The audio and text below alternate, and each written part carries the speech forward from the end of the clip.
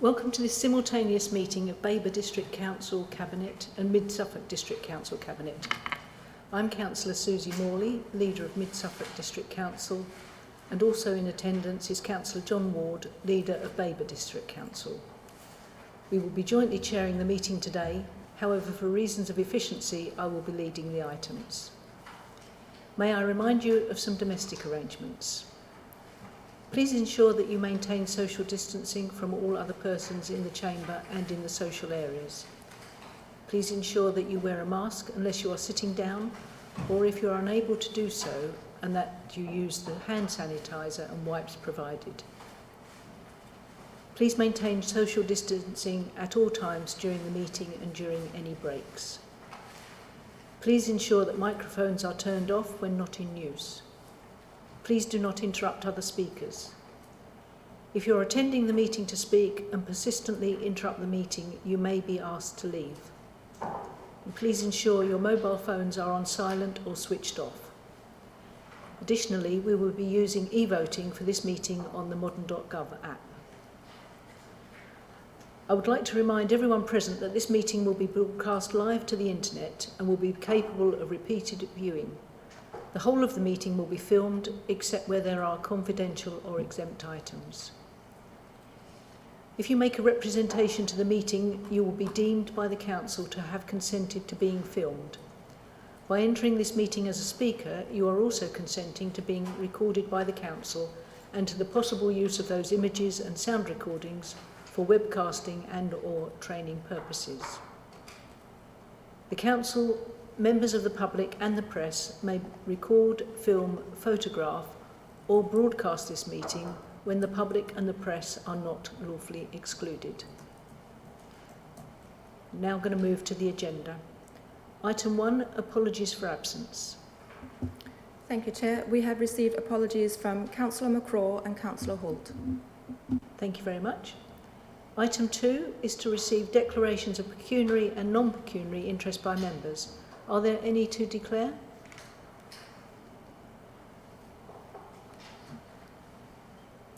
Thank you. Item 3, MCA/21/2 to confirm the minutes of the Mid-Suffolk Cabinet meeting held on the 5th of July 2021. Are there any points regarding the accuracy of the minutes?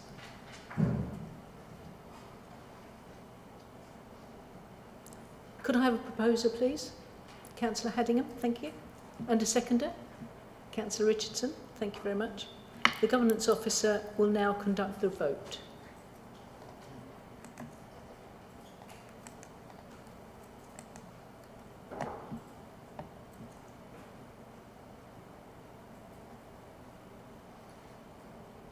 Thank you, Chair. Your vote is now in progress on your app.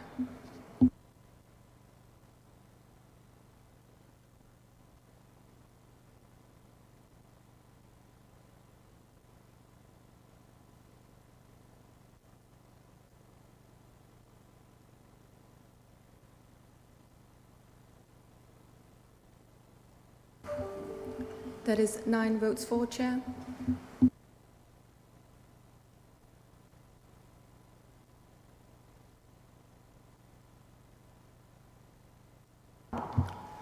Right, we'll now move on to paper BCA 21-3 to confirm the minutes of the Babergh Cabinet meeting held on the 5th of July 2021, starting at page 7 of your report pack. Are there any points regarding the accuracy of these minutes? In which case, may I have a proposer, please? Councillor Arthur, thank you. And Councillor Marvisi, second. Thank you very much. So the Governance Officer will now conduct the vote.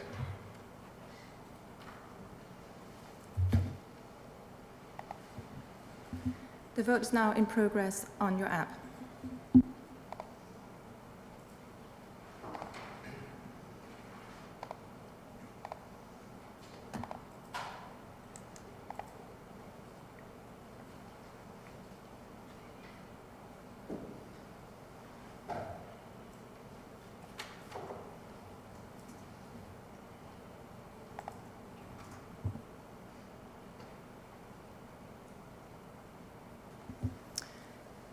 Chair, that is 6 votes for. Thank you. Moving on to item 4 is to receive notifications of petitions in accordance with the Council's petition scheme. None received, Chair. Thank you. Item 5, questions by councillors. None received, Chair. And item 6, matters referred by the Overview and Scrutiny or Joint Audit and Standards Committee. There are no matters referred, Chair. Thank you. Item 7, the forthcoming decisions list. Does anyone have any comments on that? Thank you. Item 8, MCA/21/13 and BCA/21/14 is the General Fund Financial Outturn for 2020/21. And I'm now going to invite the Mid-Suffolk Cabinet Member for Finance to introduce the Mid-Suffolk report. Thank you. Thank you, Madam Chairman. I'm pleased to introduce report MCA 21/13 on the General Fund Financial Outturn for 2021. This exceptional COVID-19 pandemic year has impacted our income and expenditure, and you'll see included in the report for this year both an executive summary within section 4 and a 4-page long section 5 detailing the impact of COVID-19. I don't intend to go through those two areas in a great deal of detail within this introductory speech. The table in 5.10, being the COVID financial impact on Mid-Suffolk, runs through an entire page with 27 various cost, income losses and funding support. Suffice to say that what appeared at the beginning of the pandemic to be a bleak financial outlook has been transformed during the year by the generosity of central government support. That COVID support, of course, extended also to our wider community, with 34 million of government grants being received for onward transmission to local businesses, as set out in table in paragraph 5.3. Some of the government funding for both the council and the wider community is being carried forward into 21-22 for mitigation and recovery. We have experienced reduced council tax and business rate collection during 2021, as set out in paragraph 6.4, but this does not affect the year under review, as the budgeted amounts are guaranteed by the collection fund, but they will affect this coming year, 21-22. But we have reserves built up within the business rates and council tax reserve to mitigate such an outcome. So turning now to the outturn position, members should first note that there are £717,000 worth of expenditure carry forward requests as detailed in Appendix E, and Cabinet is asked to, via recommendation 3.3, to approve these.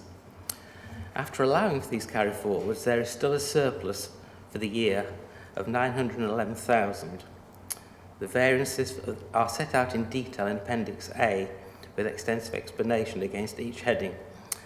I won't go through those in detail. This large appendix would probably entail an hour's presentation, but key highlights are additional planning income of 231,000 and a saving against budget of 466,000 on planning appeals.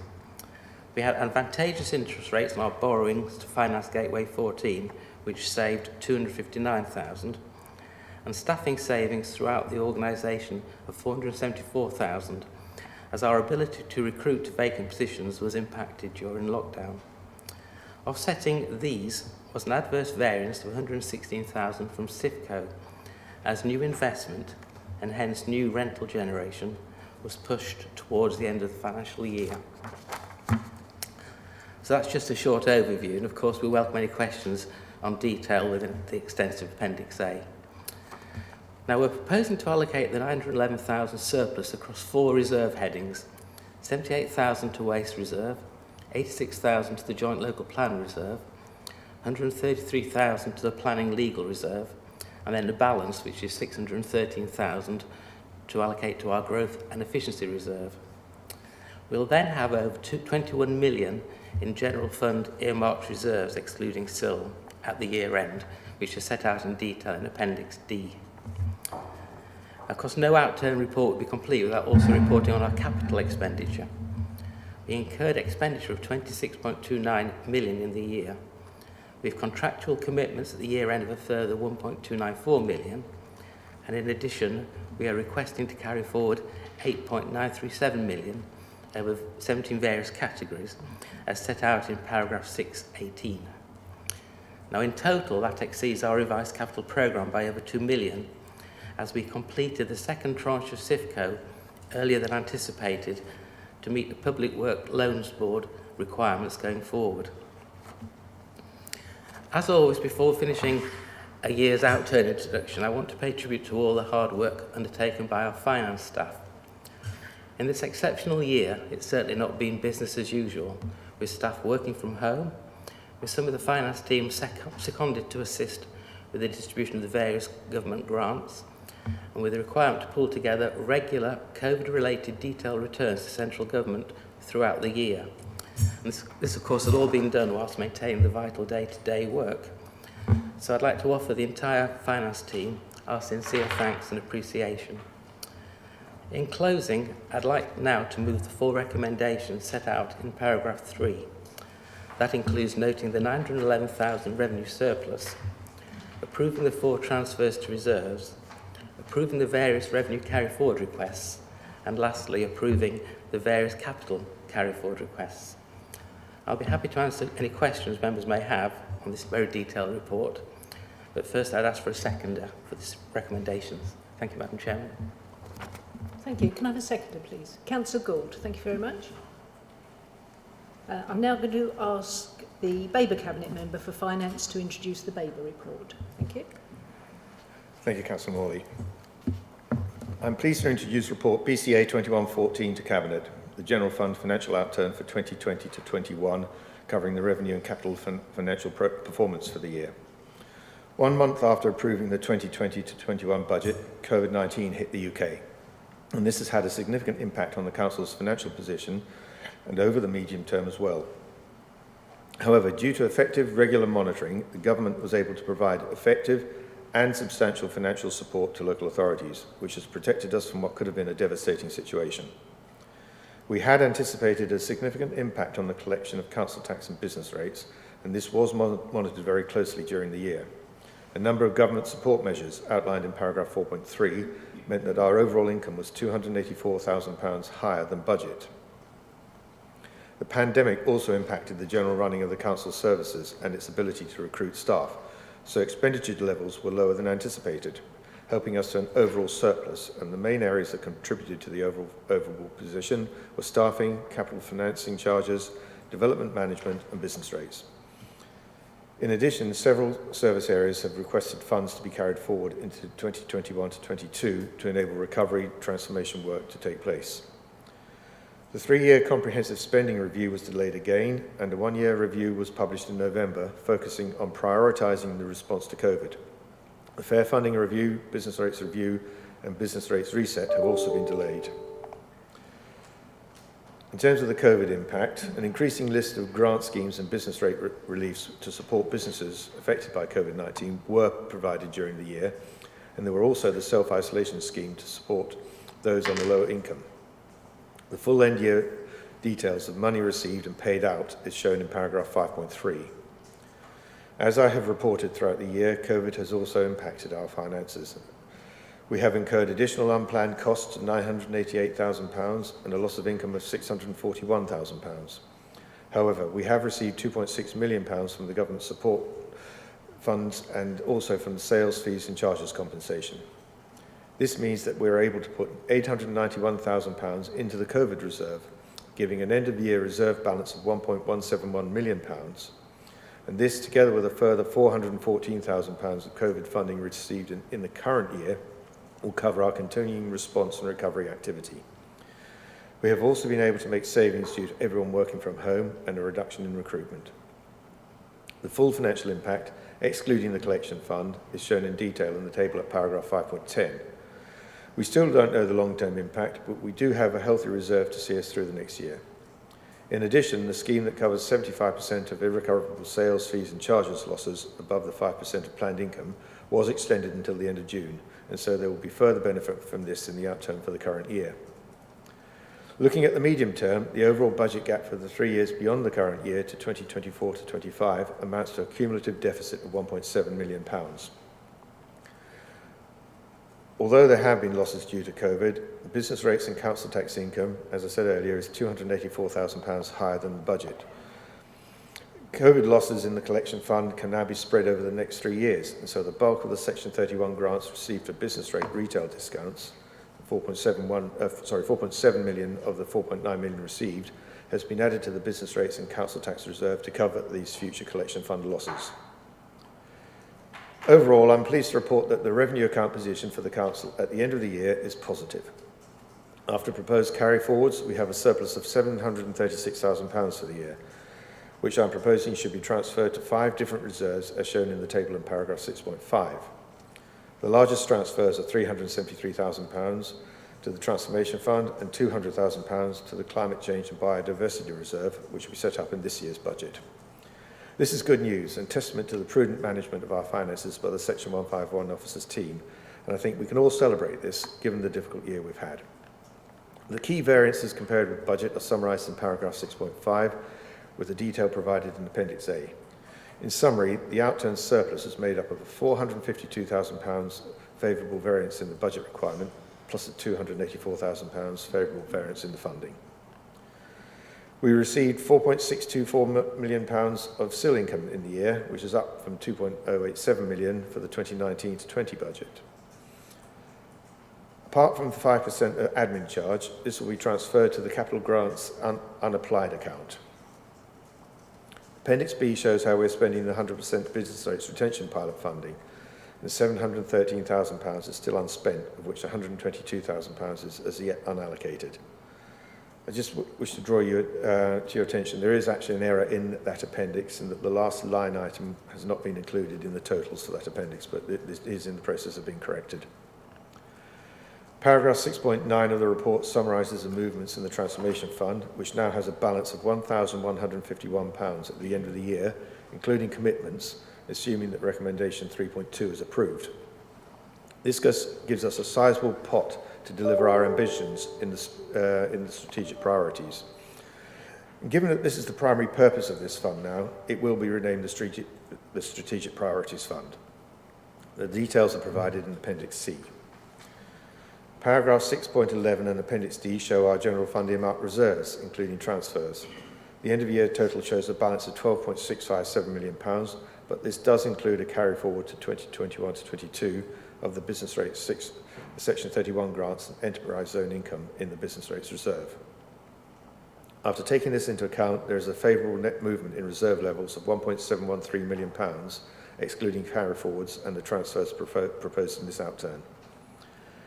The carry forwards amounting to £571,000 are listed in Appendix E. Finally, our General Fund Capital Programme is detailed in paragraphs 613 to 618 and Appendix F. COVID-19 has resulted in a number of delays and increased costs. The only line item that I think we do need to discuss today, following the decision at last week's council meeting not to make a specific capital expenditure provision for our new Bellevue Park entrance until the land and house sale is completed, is the £4 million expenditure for Bellevue. This is a carry forward from 2019 to 20 and relates to the former hotel project capital financing. We are proposing to carry forward £2 million of this to 21 to 22 in case it is required. We have a £37.284 million revised capital expenditure programme this year, including £17.118 million for SIFCO and a total expenditure of £22.879 million. There is an overall adverse variance of £223,000, with the main components of this being an adverse variance for SIFCO of £2.182 million as a result of bringing forward the completion of the investment programme, and this is offset by the proposed reduction of the Bellevue carry forward that I mentioned earlier. Contractual commitments of £826,000 are listed in paragraph 817, and proposed carry forward requests totalling £13.802 million are listed in paragraph 618.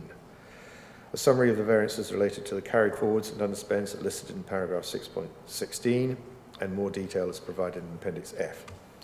Finally, I'd like to thank our finance team for all their continuing hard work keeping up with the changing COVID position during the past year, as well as their usual activities activities maintaining budgets and accounts, a task that is doubled because we are still two separate councils. Before opening up for questions and debate, I'd first like to move the recommendations in section 3 of the report, noting the general fund outturn surplus of £736,000 and approving the transfers of this surplus to earmarked reserves and the Strategic Priorities Fund. And may I have a seconder, please? Councillor Osborne. Thank you. Thank you, Chair. Thank you, Councillor Ward. Do we have any questions from Mid-Suffolk members? Any questions from Babergh members? Councillor Arthey. It's just with regard to how the recommendation ties up with the paper, and I found the 373,000 to the Transformation Fund and the revenue carry forward of 571, which is referred to as being in paragraph 6.12. I've found the capital carry forward of 13.8 million referred to in the recommendations as being in paragraph 6.18, but I can't see the transfer to reserves of 363,000 in the recommendation, specifically in paragraph 6.5. It's at the end of paragraph 6.5. Is it? I'll just scroll down. Just bear with me a second. The only reason I'm asking the question is that, of course, the recommendation should tie up with the reference to the paper. Yeah. If you look at the end of paragraph 6.5, where it says proposed movements to variances, to reserves, you've got waste planning, joint local plan, climate change and biodiversity and transformation fund. You've got the 373 for the transformation fund, and the others are there, shown separately for each of those other 4 reserves. On page 23 of your report. Yeah, well, I'm looking at it, but nowhere do we actually see the figure of 363,000, do we? If you add up those numbers, you'll get to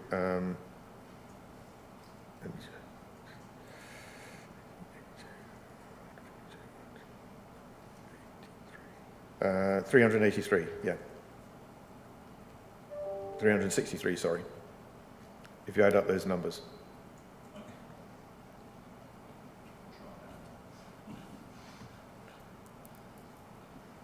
Okay. Are you happy with that response, Councillor Arthey? As long as it does add up, yeah. I'm just doing the maths now. Lovely, thank you. I'm now going to open it up to non-cabinet members. Councillor Eburn?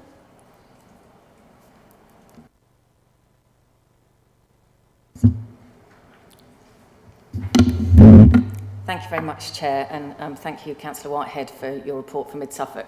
I've got 3 questions, if I may.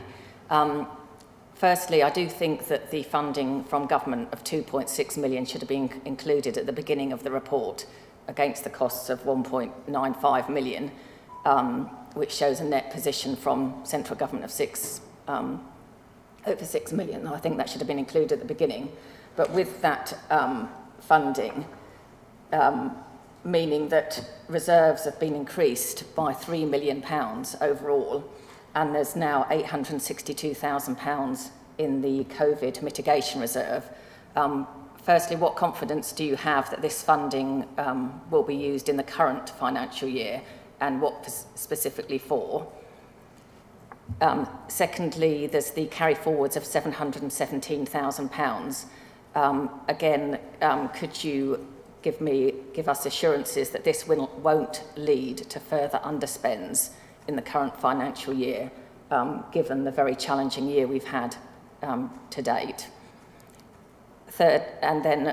Thirdly, if I may, given that the majority of the 717,000 is relating to staffing, what progress is there towards being fully staffed to undertake work that the council wasn't able to do in 2020-21 due to the obvious and clear need for the focus on the existing COVID situation.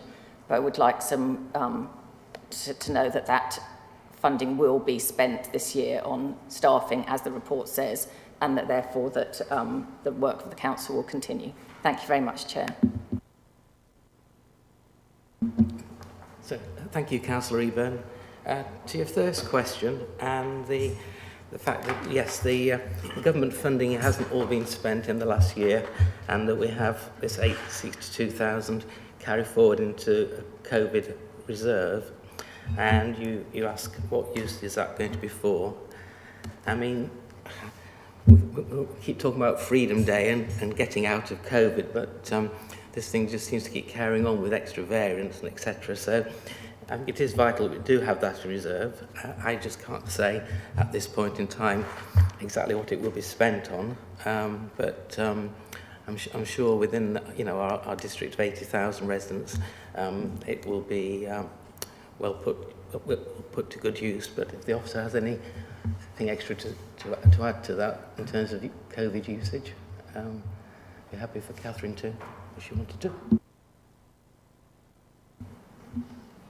Thank you, Chair. If you want me just to add a bit to that, we know there will be continuing issues with some things like council tax and business rates. We know the furlough scheme is ending this year, so there could be further pressures on the council's finances that aren't funded from the government. So having some money in reserve brought forward from last year will assist us with that. Our leisure provision is another one that's obviously been suffering during the pandemic and had to be closed, so they might have further pressure during this year as well. So I think there are a number of areas that we're likely to need to commit the reserve towards, but I think it's very difficult at this point in time, as Councillor Whitehead said, to exactly say how that is going to be spent. Any other Thank questions? you. Oh, sorry. Did you answer for me? Well, in terms of 3 questions, on to the second question, which was in talking about the 717,000 of carry forwards, which are set out in paragraph 612, and also details in appendix E. So that all those details there, which I think basic, particularly in appendix E, we can see that the as part of the year-end close, the assistant directors have put a lot of effort into determining various carry forwards that they'd want to request, and the reasons for it, which are all set out in detail. So from that point of view, I think it's been well thought out and a coherent plan for these carry forwards. Now, of course, the question then was, if we have these carry forwards, will that lead to underspends elsewhere? We do try and bring in our budgets, bring in our actuals below budget anyway, but it's far too early in the year, I think, to sort of start to get into that kind of detail. And again, does Catherine want to add anything to that comment? Thank you, Councillor Whitehead. Just to say, 1 or 2 of the items that are sort of contained within Appendix E do span more than one financial year, so there will be some things that will be unspent as at the end of this current financial year. Just a couple of examples in there under the development management heading. There's a 2-year fixed term project support, so obviously some of that will need to be carried forward. And the largest item on there is the ICT, which is supporting our digital and our customer transformation programme. Again, some of that is staffing that's going to be for more than 1 year, so there will be some elements of that will be unspent at the year end. And then just turning to the third question Councillor Eburn had in terms of staffing. Obviously, as I said in my intro, during lockdown, basically recruitment was suspended. Beyond that, a great deal of effort has been put into recruiting, and I'd be happy though if our CEO, as head of pay service, wanted to make any comment on staffing. Thank you, Councillor Whitehead. I predicted you might look in my direction, which is fine. Yes, in terms of staffing, members will have seen more recently through their most recent update that I provided about a month or so ago, full picture in relation to staffing. And although we had an initial impact during the first lockdown in terms of the ability to recruit, since then, I think pretty much all the HR team have been doing is recruiting people.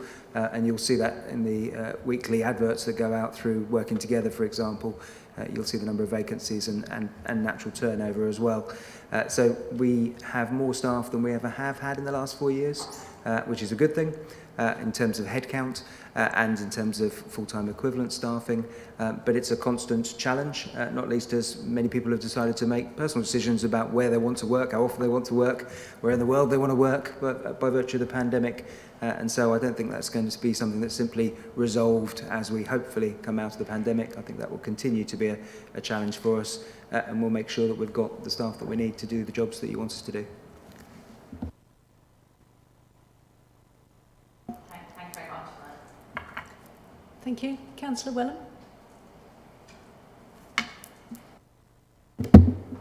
Yes, one of them does work. Sorry about that. On page 39, I'm looking at Capital Programme, General Fund, Leisure Contracts. And the same applies one or two other places, but I'll concentrate just on those lines there.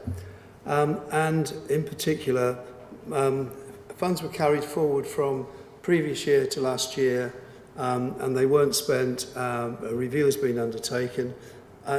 What is the likelihood? I mean, I don't understand exactly what it is that needs to be done to improve the two leisure centres.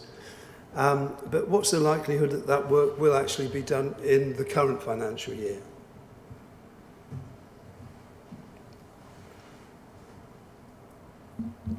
I don't have that immediate to hand, but if I don't know if Catherine does either or not. I'm afraid I don't have that level of detail with me here, but we can go away and ask the relevant Assistant Director and come back with an answer to that question. Councillor Flatman, do you want to come in on this? Yes, you're talking about the improvements to the leisure centres. Yeah, the question, there are several lines in there. There's the refurbishment, which appears to be more or less complete. Yeah. But there's also the improvements, which are separate. And it says there, Stowmarket Leisure Centre project will be completed in 21-22. That's the refurbishment. But monies were carried over from the previous year to last year and weren't spent last year on the improvements. Are there improvements that still need to be carried out? And if so, will they be carried out? As far as I know, Stradbroke has been improved with a new gym equipment, changing rooms, etc., a refurb. And the Stowmarket Leisure Centre, we all went and opened, well, a few of us went and opened that the other day, and it's absolutely amazing. I think there may be some more smaller improvements around the pool, but everything's in operational order at the moment. If anybody else knows anything else, please do say. Councillor Whitehead. Yes, Councillor. I mean, looking at the table, it does seem a very valid question to ask. And say we don't have the details immediately, but we'll give you a detailed response to that outside the meeting. My understanding was that the refurbishment was related to the equipment and the improvements related to the structure of the building in order to accommodate the new equipment. But as Councillor Whitehead says, we'll clarify that outside this meeting. Yeah, that's fine. Thank you. Does anybody else have any questions? So I'll now open up the item for debate. Oh, sorry, Councillor Busby. That's okay. Can't look everywhere, can you? Just a general question. Did we furlough any of our staff? I suspect that's one for me. No, we didn't. Just looking at the things like the waste, the bring sites, trade waste, etc. I remember there were periods where waste wasn't being collected and the bring sites were closed. What were the people that were employed there doing, or how were they funded? We did have a period of time where we didn't have the brown bin collection service operating. That was because of a reduction in number of staff due to ill health. So the staff weren't there to be able to run the service, otherwise we would have been continuing to run the service. In terms of the bring sites, are you referring to bring sites in terms of the household waste recycling sites? So they're run by the county council. That's not what I thought, but so why do we have them appearing in our expenses variance then as an adverse variance? It says fluctuation in glass disposal costs and the reduction in paper collections have increased disposal costs above budget. Are there two elements then to the bring sites? One, the running of it, and the other, the handling of the actual waste? I'm going to cheat and look at Councillor Arthur, who looks deep in thought, but I know knows much more about waste than I do. Okay, I'm not quite sure about the question, but bring sites remained open throughout the COVID restrictions. There has been a change with regard to the amount that's collected and therefore the amount that's returned to us by the contractor, but that's just an ordinary annual variance. As you probably know, there's also an issue now with regard to the value of paper and the value of paper that has been collected through paper banks. But I think the general answer to your question is that all of the bring sites have remained open, and the household waste and recycling centres are not a cost to us at all. That's a Suffolk County Council cost. Does that answer your question? Well, I think it kind of says that, yes, the operation of the sites are county council, but the dealing with the actual waste that comes into those sites is down to us. Is that right? Well, how can we have a variance in that case because of the cost of dealing with the glass and the paper? You're getting confused. It's the glass and the paper through bring sites. Oh, okay. So that's the paper banks and the glass banks. Okay, it's nothing to do with the household waste and recycling centre or waste through the MRF, because we don't collect glass through the MRF. Thank you. It must be nice to be an expert in waste. Thank you, Chloe. Thank you. So we're moving into debate now. Does anybody wish to open the debate?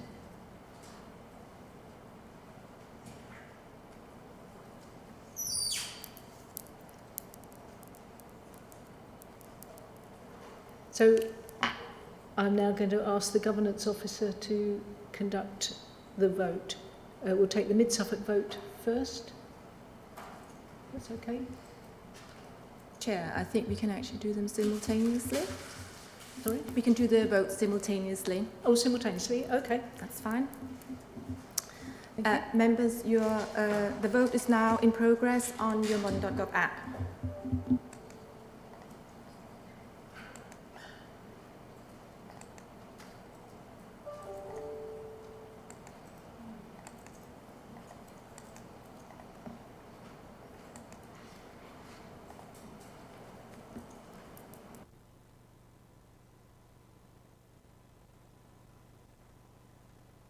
Councillor Headingham. Sorry, my thing is still saying not started. I can see that it obviously has, but I don't know if mine just isn't refreshing or I've lost the Wi-Fi or what. Okay, I'll ask the Governance Officer to take your vote manually. Is anybody else having trouble?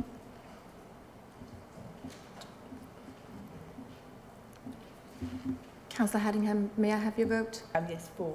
Thank you. Councillor Morley, that is 9 votes for, and that's unanimous for Mid-Suffolk.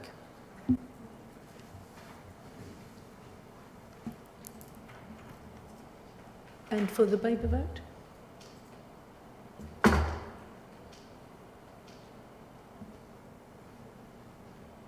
Just for a moment, Chair.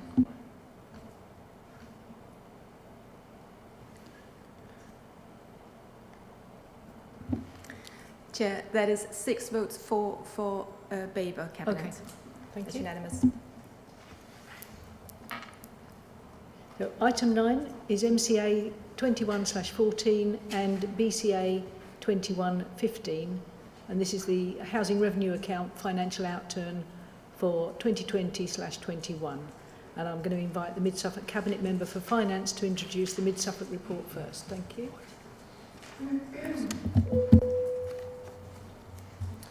Thank you, Madam Chairman. I'm pleased now to introduce the second Outturn report of the day, MCA 2114, to cover the Outturn for the 2021 of our ring-fenced housing revenue account. So this account covers the Council's housing stock of over 3,000 dwellings, along with associated garages and land holdings. In the year under review, we have budgeted an in-year deficit of 564,000, but the Outturn is in fact a surplus of 523,000.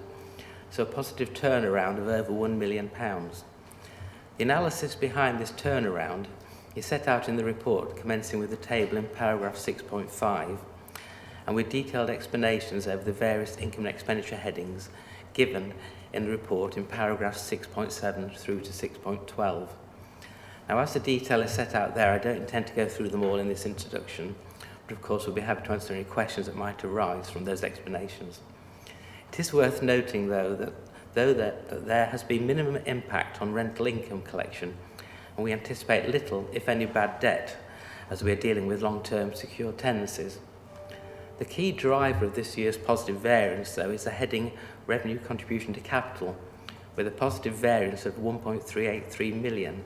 So I feel I should say a little bit more about that within this introduction. The COVID-19 global pandemic affected both the day-to-day operations of the housing team and also impacted the new build programme.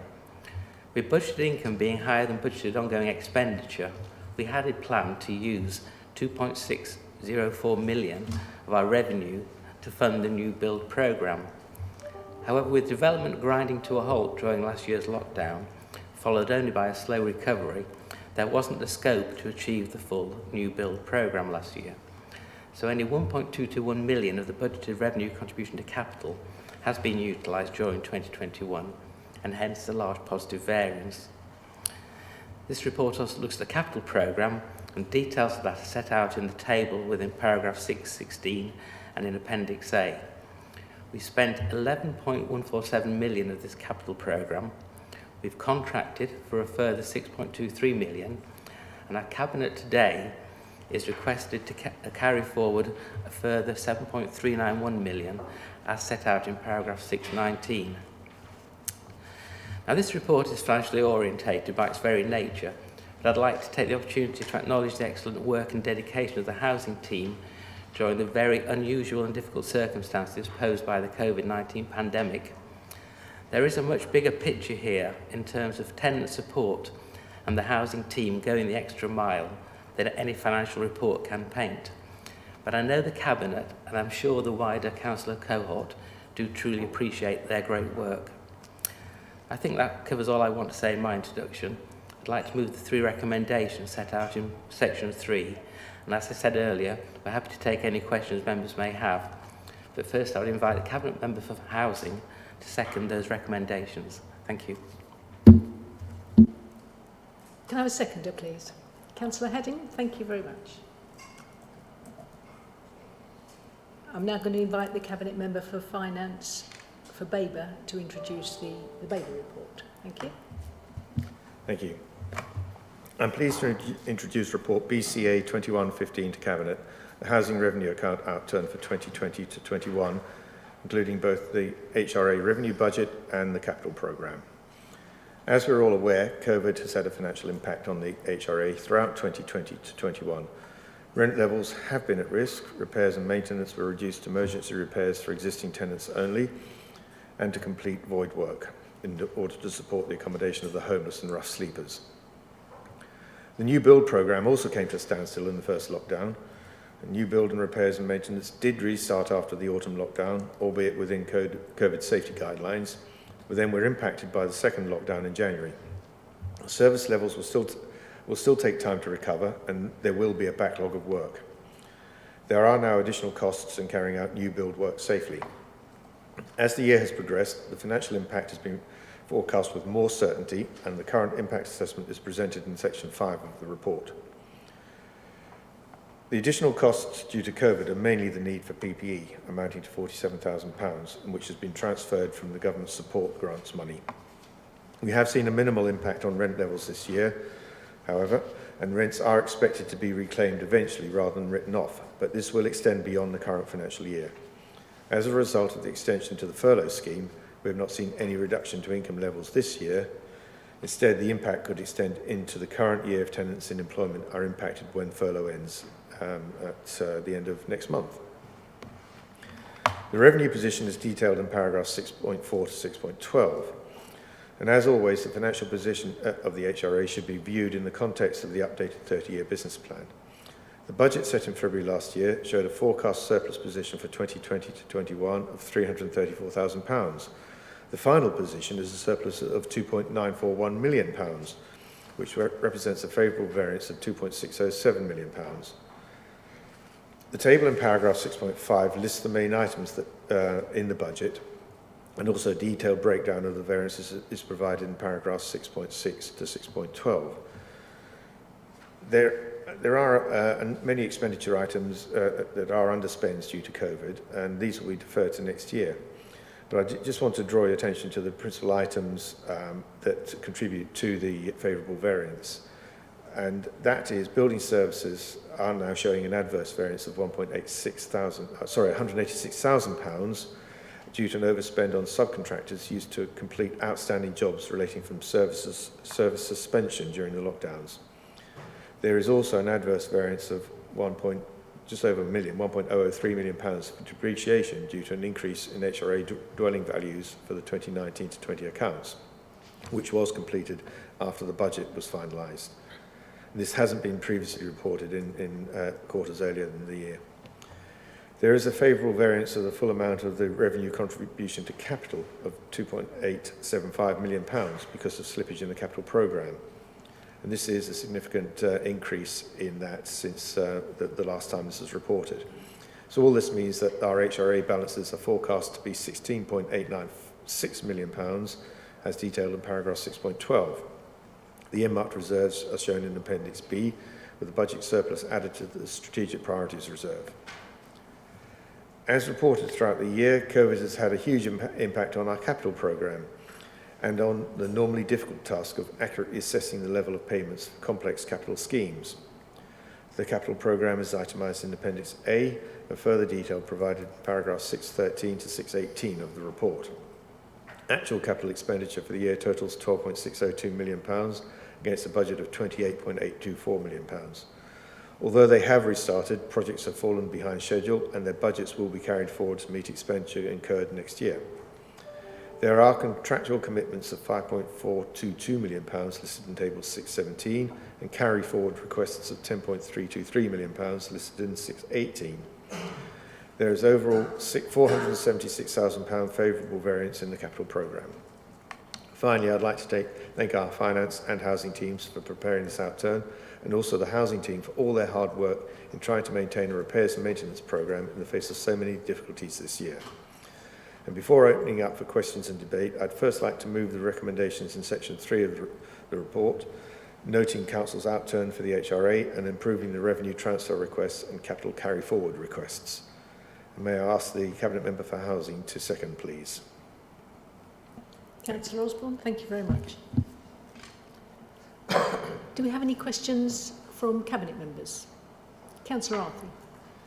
Yeah, I've got a question about paragraphs 5.2 and 6.6, which both talk about the same thing, which is a favourable variance as a result of dwelling rents. And the explanation in 6.6 is that the favourable variance is as a result of the income budget being set too low. And the question is really probably for Gavin, and that is, why was the budget set too low? Was it because we had new houses coming on stream that came in earlier than we thought, so we had rents from those? Was it a lower level of sales, so we didn't lose as much rent from those houses as we thought we would, or is it that we made an assumption that there would be unpaid rent which didn't materialise, or is it a combination of all the above? Gavin, perhaps you can help us with this.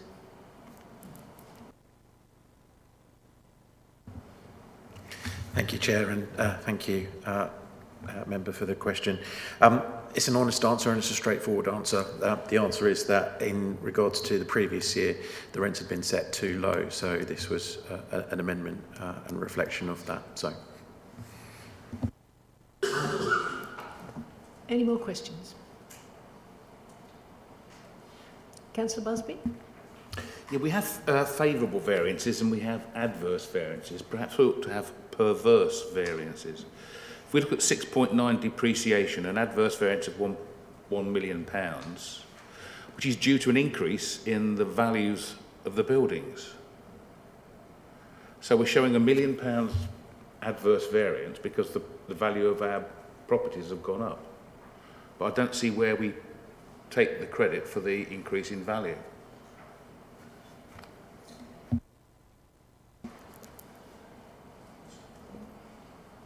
Catherine, can you help us?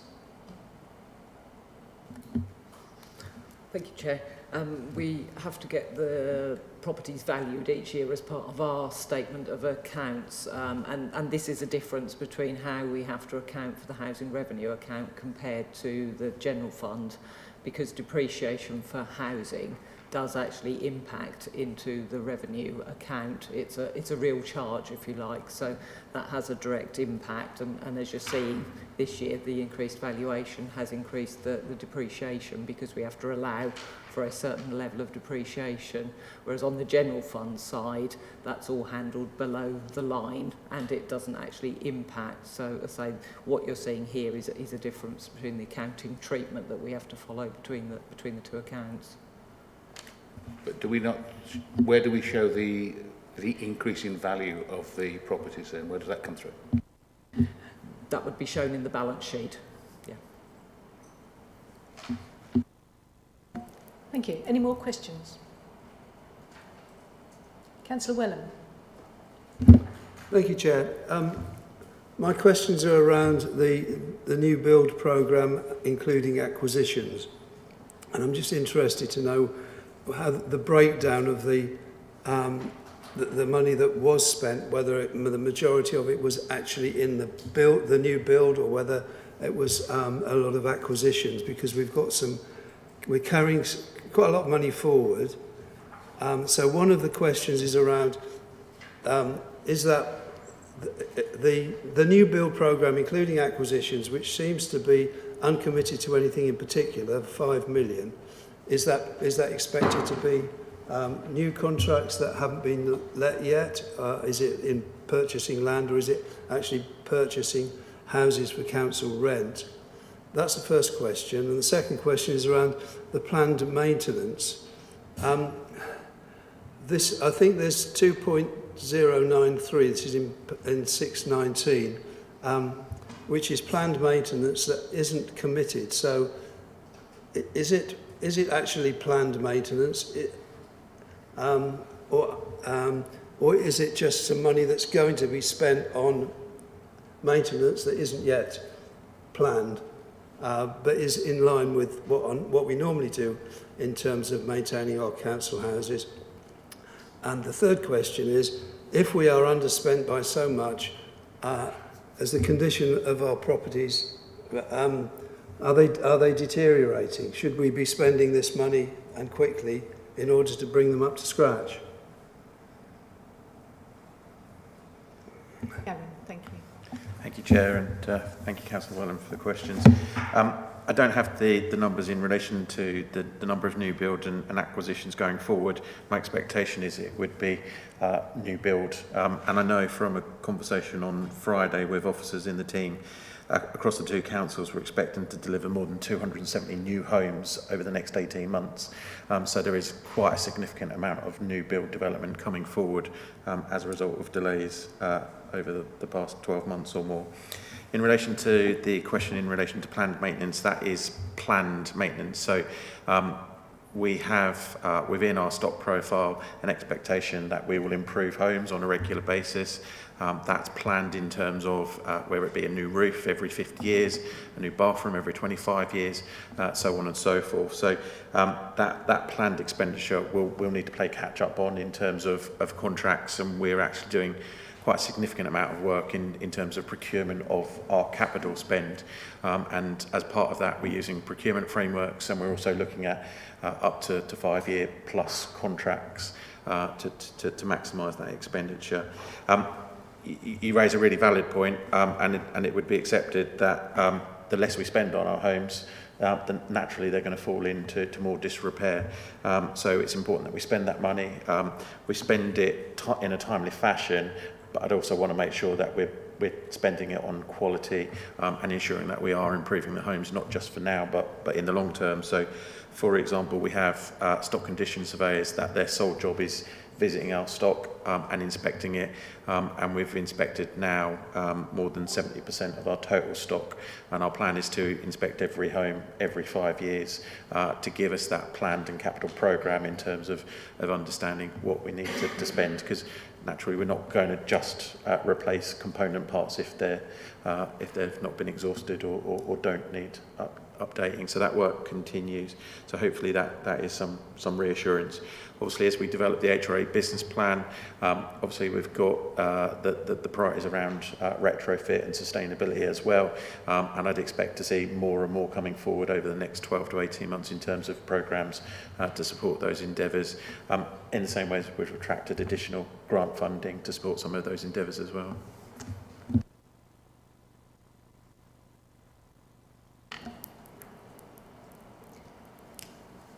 Thank you. So we can now move into debate. Does anybody want to start us off?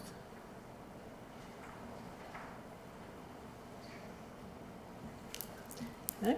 In which case, I'm going to ask the Governance Officer to conduct the vote. Thank you.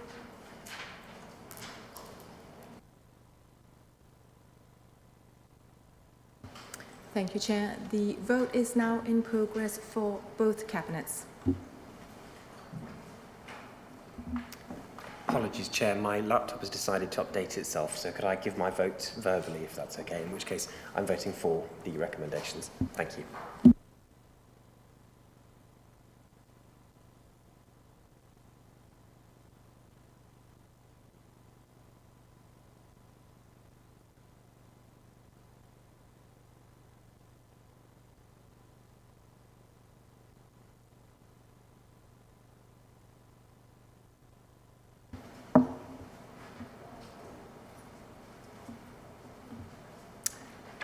Chair, that is 9 votes for, and that's unanimous for Mid-Suffolk.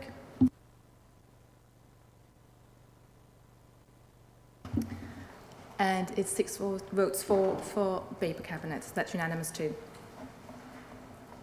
Thank you very much. Item 10 is MCA/21/15 and BCA 21/16. And this is the creation of a parking strategy for Babergh and Mid-Suffolk District Councils. Chair, maybe have a short break to change over officers, please. I do apologise. You're quite right, of course. We're just going to have a quick pause for the desks to be cleared. Thank you.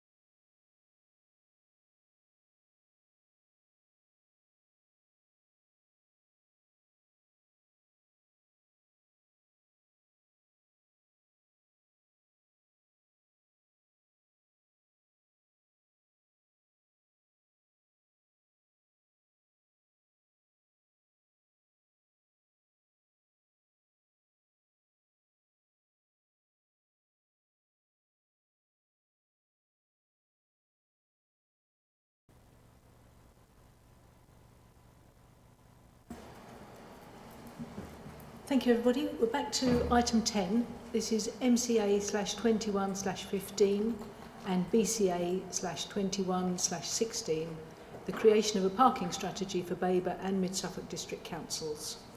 I'm going to ask the Mid-Suffolk Cabinet Member for the Environment to introduce the Mid-Suffolk report. Thank you. Thank you very much, Madam Chairman. I'm very pleased to introduce this parking strategy report, MCA/21/15. The purpose of this report is to introduce the process for developing a parking strategy suitable for common application across Mid-Suffolk and Babergh District Councils. It will, in practice, of course, reflect their differences. The report also seeks approval for the funds to initialise the work. Both Babergh and Mid-Suffolk councils need to develop a strategy that sets out the mid to long-term approach to vehicular parking across the districts. The strategy, at a high level, needs to identify parking demand and supply within the relevant district council areas for the next 5 to 10 years. It needs to reflect national guidance as it applies to both future town centre evolution and commuting patterns, and reflect the changing needs of transport insofar as this is possible. It needs to anticipate the patterns of demand and be capable of adaptation.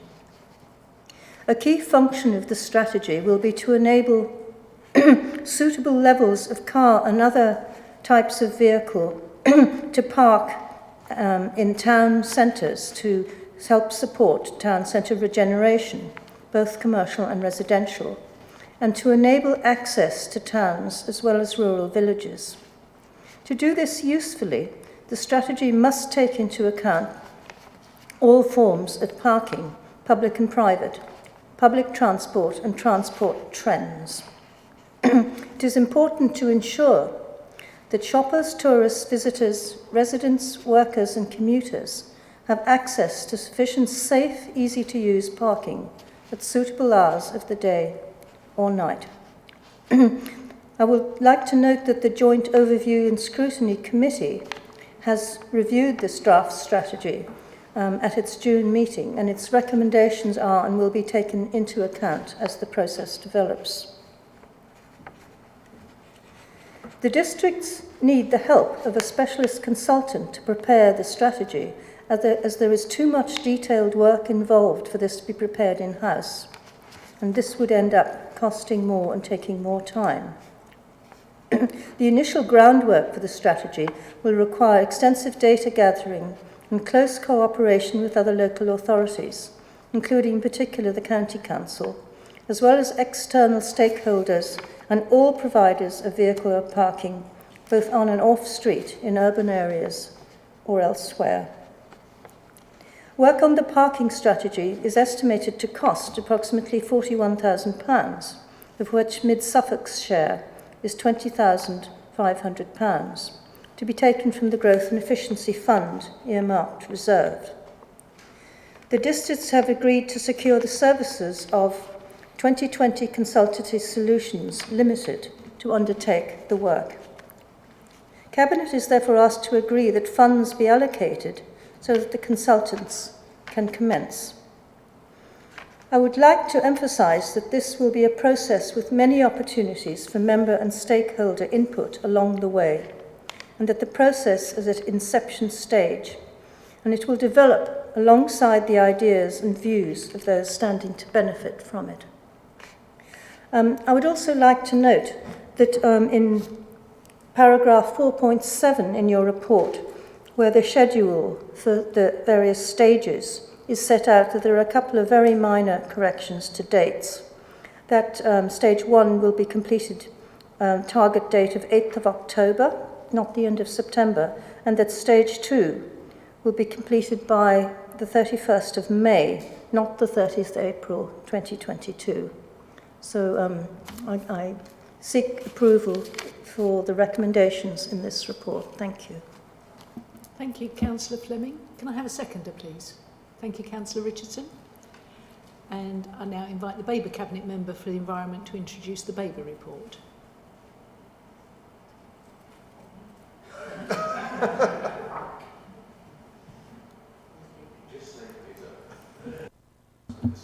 Thank you very much, Madam Chairman. Earlier this year, the Council and the general public, thanks to media gossip, recognised the need for a parking strategy, which is why I'm presenting report BCA/21/16 here today. Its purpose is to start the formulation of that very strategy. Both Babergh and Mid-Suffolk District Councils are keen to develop a parking strategy that provides a comprehensive route map with regard to the long-term approach to the provision of parking across the district. The strategy at a high level needs to identify our parking requirements for the next 5 years, to reflect national policy guidance as it applies to both the future of town centres and high streets, to recognise the need for sustainable transport and travel, as well as patterns of demand, the skills and services of consultants who are specialists in this area, ensuring the right level and types of car parking facilities with the right controls in place for their use will help to support regeneration and enable development in and around the district's town centres as well as in rural villages. It is important to ensure that shoppers, tourists, visitors, residents, workers and commuters have access to sufficient, good quality, safe, welcoming parking opportunities. More specifically, the parking strategy needs to provide a set of detailed recommendations as to the nature of future parking provision serving both town centres and rural villages and how they will function operationally.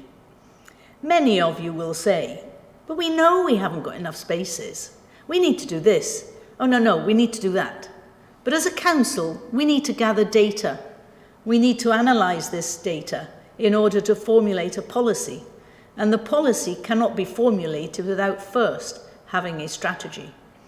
The strategy will be the same across the two districts, but the detail within it will most definitely reflect our differences. We need to produce a document that builds on our combined needs so that we do not keep having to reinvent the wheel. I'm asking Cabinet to agree that we should commence work on the formulation of Babergh's first parking strategy alongside Mid-Suffolk and for approval to contribute £20,500 from the Transformation Fund earmarked reserve to start this very necessary piece of work. Thank you very much, Madam Chairman. Thank you, Councillor Malvisi. Do we have a seconder for Babergh? Councillor Osborne, thank you.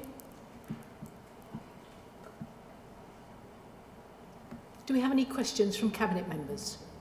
Councillor Arthey. Yeah, I've got a question, and it's about stage 1 and stage 2.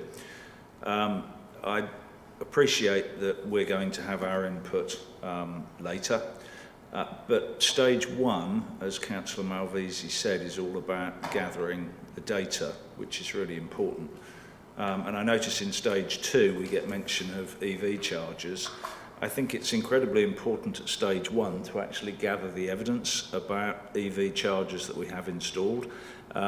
We need to know what the usage trends are. So that's the number of visits, the length of charge, the rate of increase of usage of the car charger points.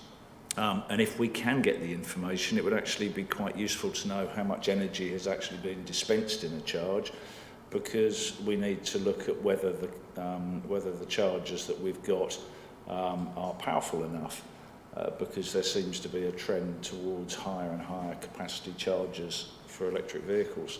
So I'd just like to be absolutely sure that stage 1 will include data gathering on our EV charger points. Councillor Davis. Yeah, thank you. My question is, and I appreciate... Sorry, apologies, Councillor Davis. I thought you were going to attempt to answer Councillor Arthey's question. Oh no, I thought you invited me to ask a question, not Councillor my Arthey's place to question answer. first. Thank you.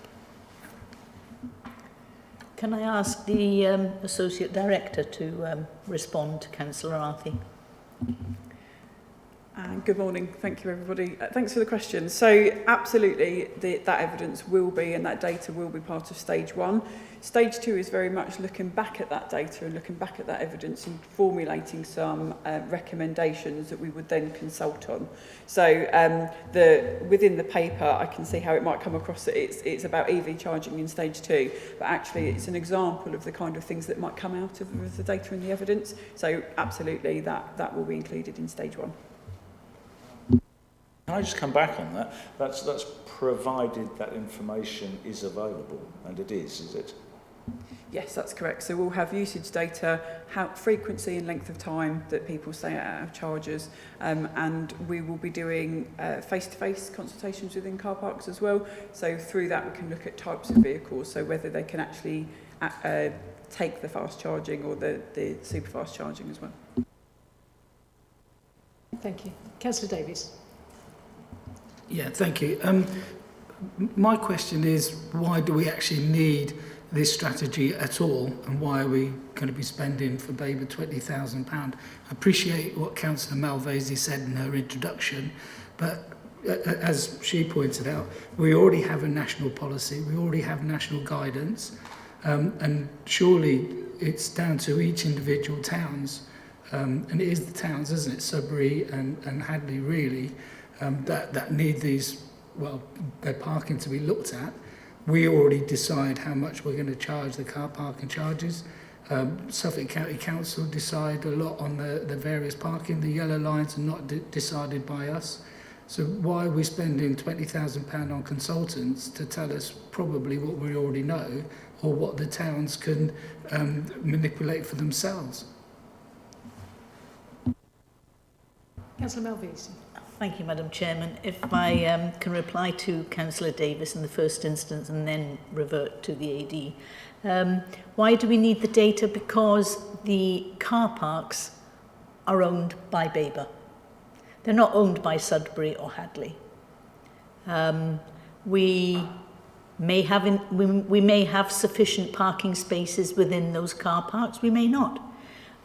Those car parks were bayed out, in other words, they were marked out in bays of several years ago. They need to be upgraded. So we need to have valid data upon which to make a value judgment. Associate Director. Thank you. So just to add to that, I think the purpose of this strategy really is a commitment to our districts, to our residents and our businesses to say where we are, what our line in the sand is and what we think about parking, both off-street and on-street. Councillor Malvesi is absolutely right in that on-street isn't within our gift, it's Suffolk County Council's. However, a car user doesn't care which council is responsible for it. They want to be able to drive safely and park safely. So the point of this strategy is to align ourselves with Suffolk to make sure we're looking at what's going on in our districts in the next 5 years, looking at growth, looking at what the need is and using data to provide that. At the moment we could make some assumptions, and I think we could make some pretty good ones in some areas, and in other areas we just simply don't have the data to make those kind of assumptions, and we could therefore be making the wrong thing. So what I want to be able to do with this is both give the districts the assurance, I guess, to make some decisions on where we might need some investment, and then also provide the evidence to Suffolk County Council in terms of highways on what our needs are for the district. Thank you very much. Councillor Osborne. Thank you, Madam Chairman. I do actually welcome this review, this revised strategy. I think we do have a huge car parking problem, not only in Sudbury and Hadley, but some of our other councillors will know in our rural areas as well. So I do welcome this, but I'll join in the debate on that one when we get to it. I see the scope is outlined in stage 1 and stage 2 on page 57 of the report. I'm really pleased to see that it refers to residence permits. I hope that refers to on-street parking permits, and I would like to see that progressed outside the timeline of the strategy itself, because I think our residents are telling us they want residence parking permits, so I think it would be good to bring that forward. My question to you is, and at the risk of sounding like an old record, I can't see anything in this scope where we're going to be looking at the problems that we have in both districts on parking on our green verges and our green areas. We're losing a lot of green space, especially in the winter months when cars are parking on there and it just turns into a mud bank. And I find it very distressing to see. And I appreciate that we may need to lose some of those green spaces and make them actually parking bays. But let's do it in a proper organised way so that we start to protect our green and open spaces.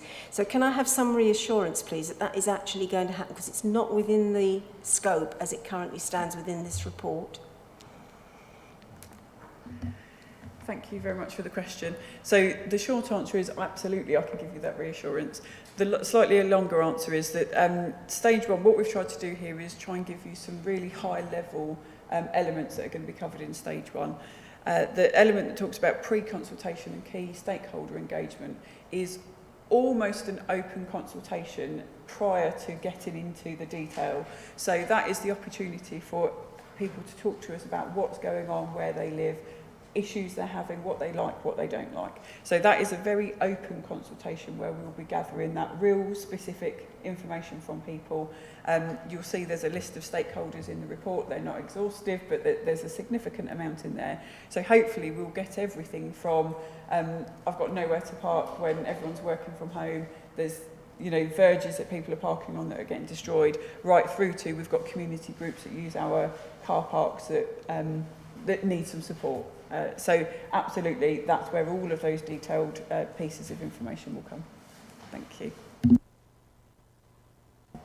Thank you. Any more questions from Cabinet members? Councillor Busby. In theory, we're not supposed to be making profits out of car parking fees. Should this cost of this survey not be charged to the parking revenue account rather than transformation fund?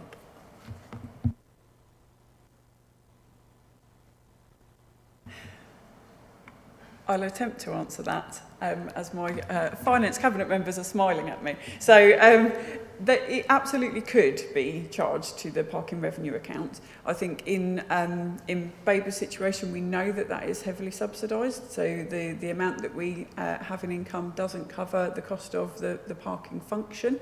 However, that is absolutely an option for you. However, I think I've suggested in the report what I believe to be the best option for the funding. Okay, I would hardly consider it to be transformational, but in the interim, are we going to be adopting the Community Secretary Robert Jenrick's proposal that we offer free car parking in the summer for shoppers, even as little as 10 minutes? Because this is going to solve all of our high street problems, apparently. I don't really think that's relevant to this paper at this time. Thank you. It's a strategy. It's not ours. It's not what's on the table. Any more questions from Cabinet members? Councillor Whitehead. Thank you. It's sort of maybe a part question, part debate, but we're talking about very much looking for data and doing a strategy based on data, and my concern is that, if we look back over data in the last 2 or 3 years, we had the issue with ticket machines that weren't working. So, is this a question? Yeah, well, yeah, it's a question of how we might sort of use the data and the dangers from that data, because there were times when the ticket machines weren't working. Then we've got the lockdowns, and we've got to think about what the new normals are like. Then we're finding people are doing staycations rather than going abroad, so tourist place to be busier. Even questions, I think, as to people be even starting to think about their own car ownership if they're doing lower mileage and things. So I suppose my question is how can we rely on data when there's so many imponderables there? Yes. Thank you. I think I'd agree. This is a real interesting point in time where we're coming out of, hopefully, coming out the end of the pandemic. We're certainly seeing things open up again. I would say every council would suffer with some kind of ticket machine issue, and what we can do is look at across a piece, so in the average of what we've got. So we've got a number of years worth of data that we can use, and then I think we have to make some assumptions around what we think is going to happen with parking, particularly around our car parks. Some of that is going to be through face-to-face consultation in the car parks, talking to the drivers themselves. So, for instance, if I were in that car park, they'd learn that we've dropped to 1 car, we don't need 2 anymore. My working from home means that I can use public transport far more easily to get about. And so I think some of that narrative will come out through those face-to-face consultations in terms of what people's preferences and the opportunities that they might be taking up. So I don't think we'll get specific, real scientific data on some stuff, but what we will get is some real good qualitative data. Thank you. If I can remind you, everybody, that questions must relate to the paper and normally should start with what, when, where, why or how. I don't want lots of long preambles before you actually get to your question. So we're now going to move into debate. Oh, sorry, my apologies. Non-cabinet member questions. Councillor Wellham. Thank you, Chair. Right, I'm going to refer to page 53, so the question is relevant to the paper. Stage 2, we were told, would now be reached at the end of May.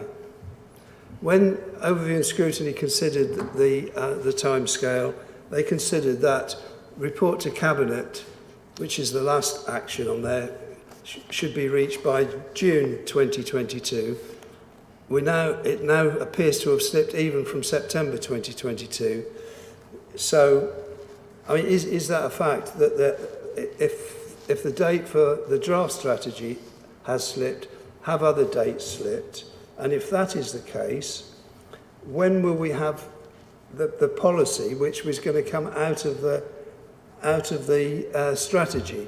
Because Councillor Malvisi said there's an urgent need for this. Well, we could be something like 2 years away from actually having the policy.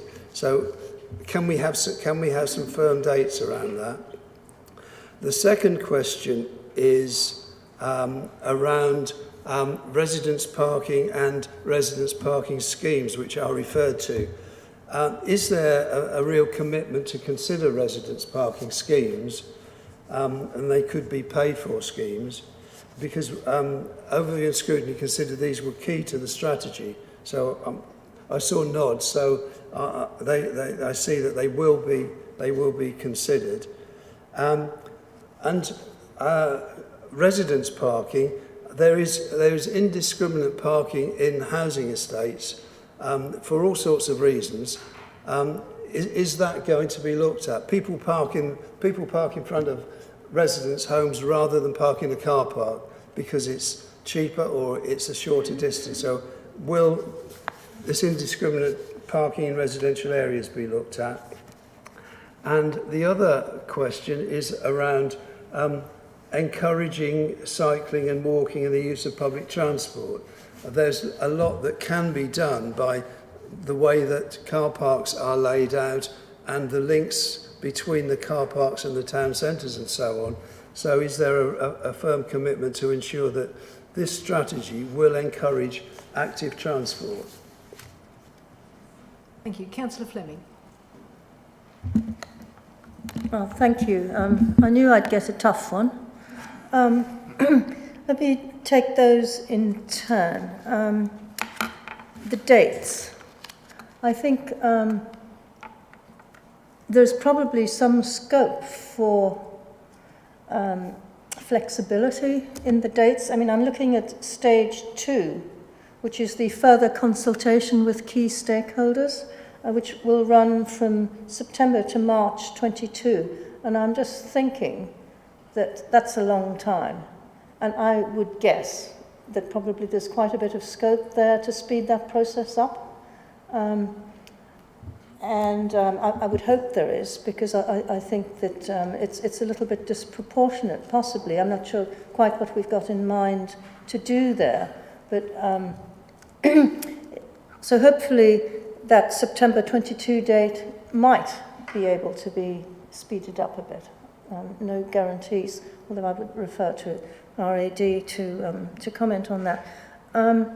Residence parking and the indiscriminate parking in residence areas. I assume you mean that possibly commuters park their cars in residence areas sometimes?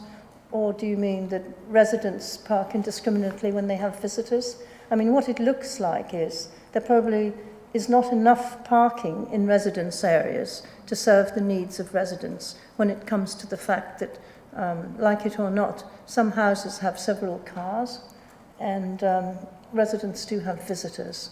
I think one thing that this strategy may help us do is to identify essential infrastructure which is needed as part of housing developments. And if we have use this as a tool, then we can help to obtain better parking provision in future planning permissions, and essentially follow a developer pays process to improve that situation. Obviously, that is a long-term strategy, but I do feel that we see so many developments coming forward with houses crammed in, and quite honestly, not enough space for parking of any kind, even small vehicles, let alone large ones, which unfortunately seem to be the trend these days. So I see this strategy as being an essential tool to obtain more money to try to correct this. Let's see, what was the third question? No, I've forgotten what that is. About the way that you will ensure that the strategy will encourage cycling, walking and the use of public transport. Right, well I think we are committed to take into account the results of the task and finish work that will be going on for the local cycling and walking policies that are being developed. I think there's a lot of work going on at county level as well, and I'm confident that sustainable transport will be a really important feature of this. It's got to be, as well as parking around stations and encouraging modal shift in all kinds of ways. Buses, however bus transport evolves. I think this strategy comes at a time when the whole matter of transport is evolving very quickly, and therefore it needs to be a very adaptable strategy going forward. Would you like to add, Cass? I think you've covered it nicely there, Councillor Fleming, but yes, just to say that there's lots of work going on around sustainable travel at the moment. Our consultants have got a conversation in, not just with other stakeholders, but particularly with Catherine in the team, and obviously the task force is there, the task and finish group is there to talk to as well. But absolutely, I think when I spoke about it being on street, not just off street, is for exactly the reasons that you're saying. You know, our residents and businesses don't care whose responsibility what is, they just want a solution to the problem, and that often is going to have to be a joint one between Suffolk and ourselves. So all of those things around parking availability, indiscriminate parking, parking across driveways, that kind of thing, they're the things that we want to pick up on. Councillor McLaren. Thank you, Chair. I think the Overview and Scrutiny Committee did a good job in proposing some of these changes, but I wondered why the grass verges, I feel strongly about grass verges, were omitted from this particular paper. Councillor Osborne did mention them, but in Shotley Peninsula, for instance, grass verges are the most popular way of parking.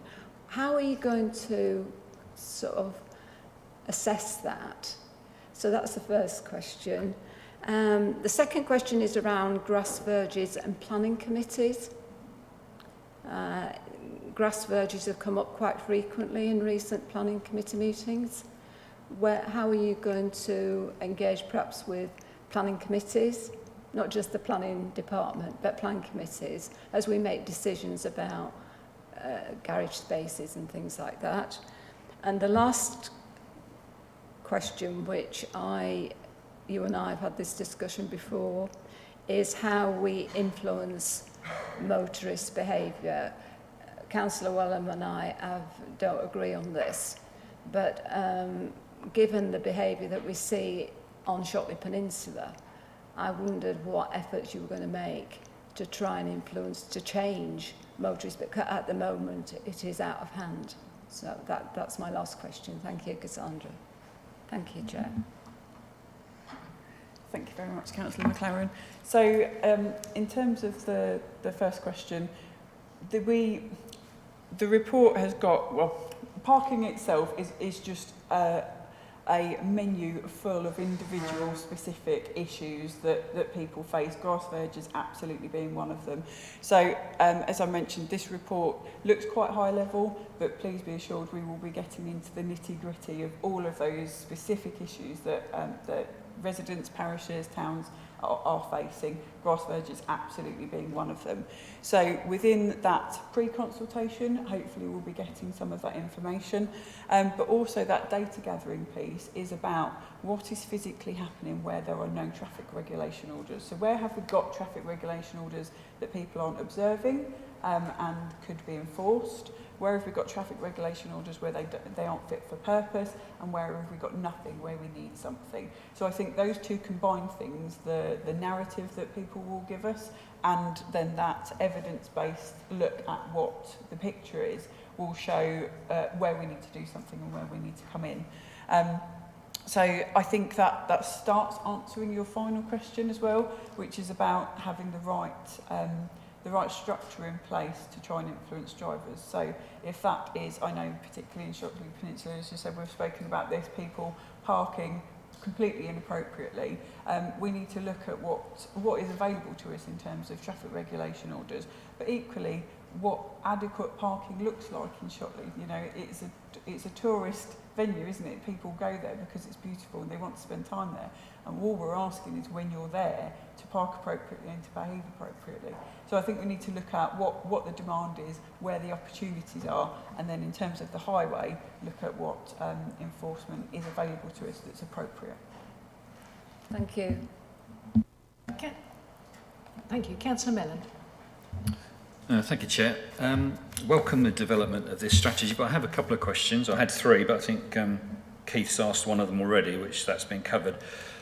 So can we ensure that the development of this parking strategy takes into account the really recent changes that are taking place in personal transport? We see more and more electric cars on the road, and already in Stowmarket there are 2 retail locations where you can park your electric car and charge it for free, and I think another couple on the way. So maybe expecting drivers to park and pay for charging, that could already be out of date. And my second question is, paragraph 11.3 talks about encouraging drivers to consider more environmentally friendly ways of travelling.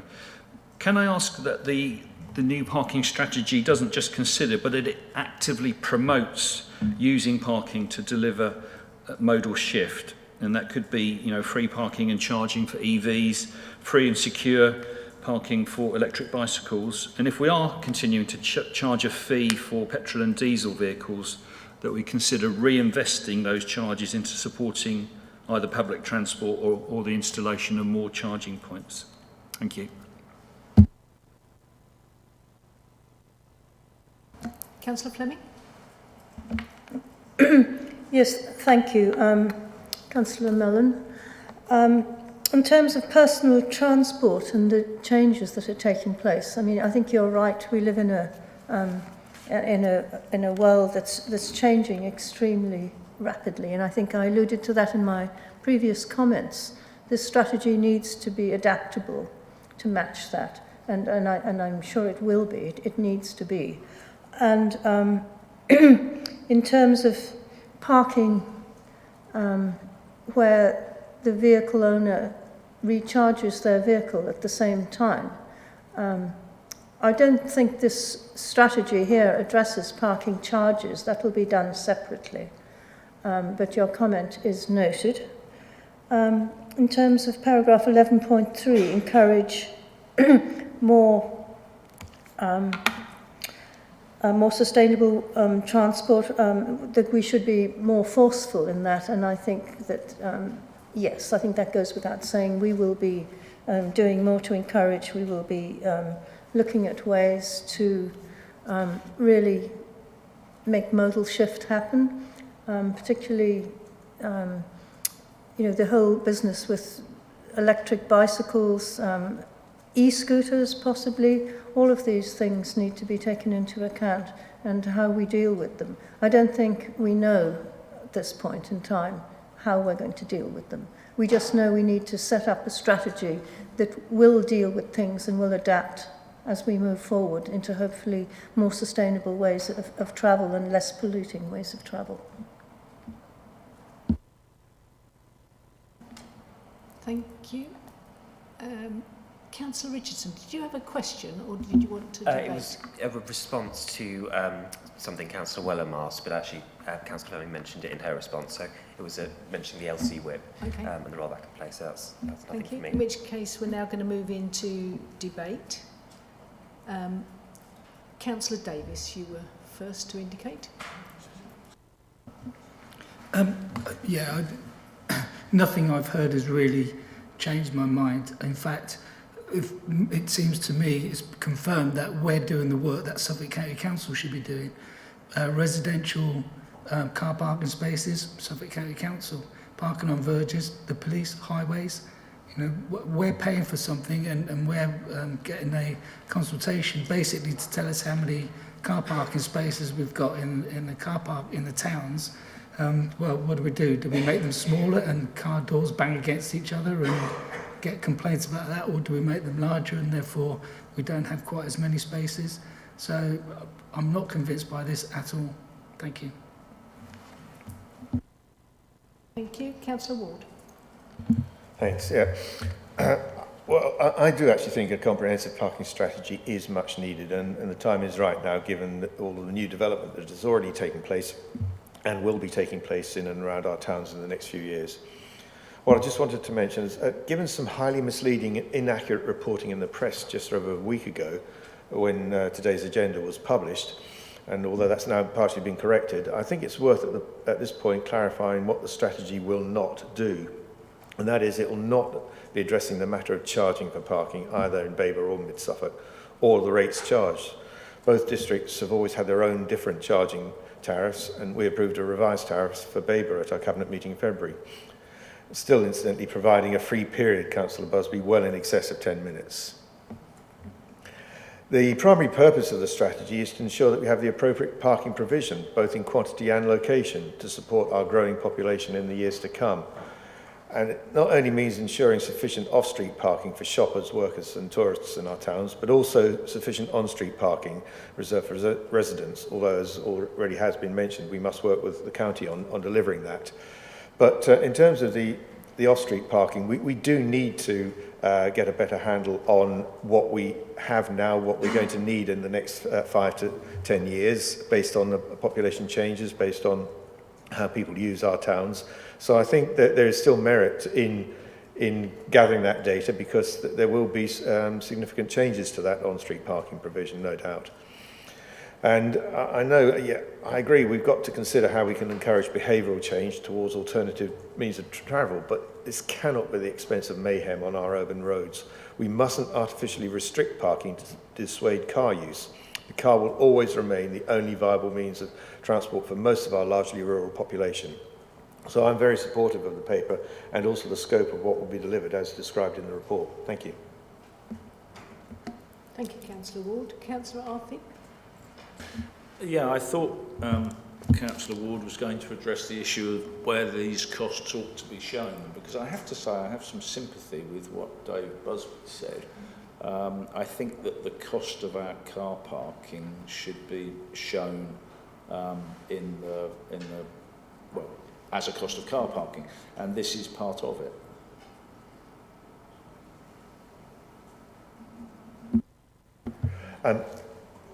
Councillor Arthey, as has already been pointed out, our car parks make a thumping loss. Adding more money to that will just increase that problem. We have money in the reserve to cover the cost of this strategy. It's part of our strategic priorities, and that's what the reserve funding is there for. If we were making a small profit out of our parking income, then I could understand that, but it doesn't make any sense, quite honestly. It does make sense to me hang on. because We're in debate. This is not question and answer session. We are in debate. it's not a question, it's debating with Councillor Ward.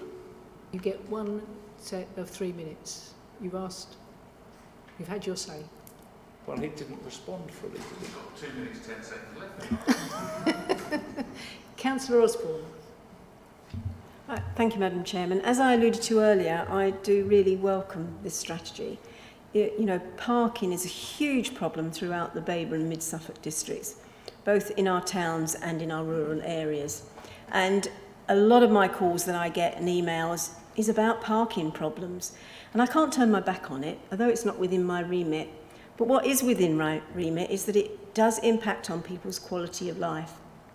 And that's where this comes into, and I'm hoping that the outcome from this review will make some changes that's both within our remit and those within county, and that people's quality of life are improved. Without this strategy, that is not going to happen, and our parking problems will continue. Thank you, Madam Chairman. Councillor Malvesi. Thank you, Madam Chairman. Councillor Davis is right that on-street parking belongs to Suffolk County. But as councillors, we should also pick up on the issues that our residents are suffering because of county. And we have a responsibility to manage it up, as well as just managing down.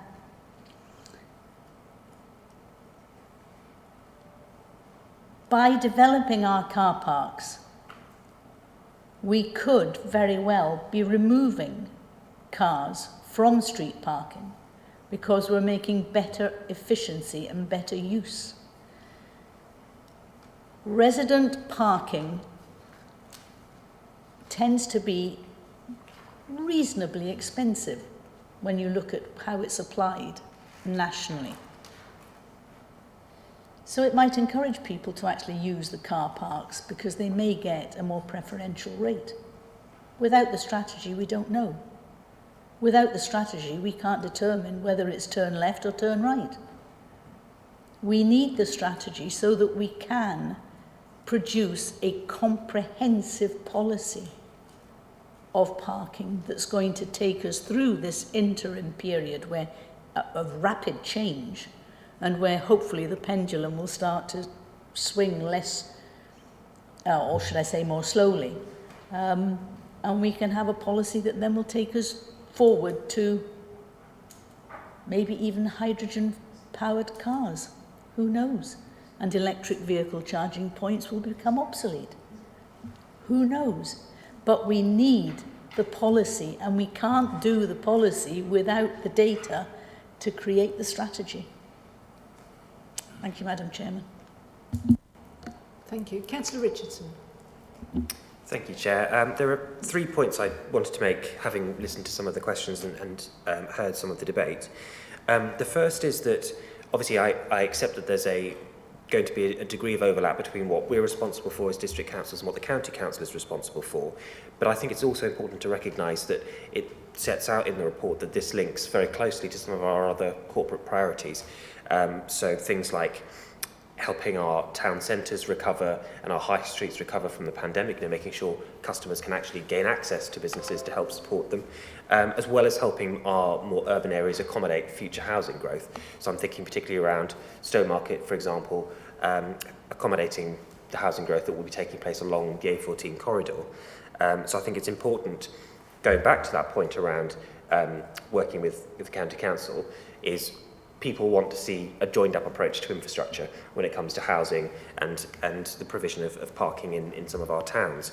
A second point, which I think is mentioned in paragraph 11.1, is especially important because it links to well-being, that if we can encourage this modal shift in transportation, then reducing air pollution and therefore reducing the amount of particulate matter will help to improve respiratory health, which obviously is a very important aspect of what we're trying to do with well-being. And the point I was going to make earlier, which Councillor Fleming already quite rightly mentioned, is that shift and that promotion of active travel is something we can do perfectly in conjunction with the local cycling and walking infrastructure plan. So I think, therefore, focusing on parking ties in very nicely with that. And finally, just to sort of touch on the point that Councillor Malvesi just mentioned, certainly from my experience with the leisure, sport and physical activity strategy, getting the right technical expertise and doing the data collection is an incredibly important exercise, even if it's just understanding and getting an accurate picture of demand and supply across the two districts, because it enables us to better plan, and having that strong evidence base is, I think, very important when developing a strategy like this, because it then helps inform policy going forward. So I think it's an excellent idea to have a strategy such as this, and I'll be wholeheartedly supporting the recommendations in the report. Thank you, Chair. Thank you, Councillor Richardson. For myself, this is a strategy. It's our strategy. It's not County Council's strategy. It's what we want to find out and implement for our residents, our businesses, and the people who live, work and visit Mid-Suffolk. So it may well be that the County Council is part of the solution once we've finalised the strategy. But for me, Mid-Suffolk needs a parking strategy, and I will be wholeheartedly supporting this.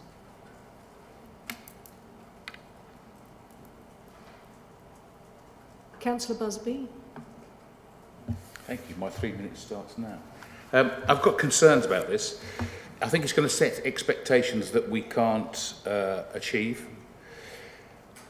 It's going to identify that we've got a shortfall in car parking spaces, but we've done nothing in the past to provide additional car parking spaces. It's not going to resolve the planning short-sightedness that we've had in the 60s, 70s, 80s, even now, where we provide too few car parking spaces in residential areas.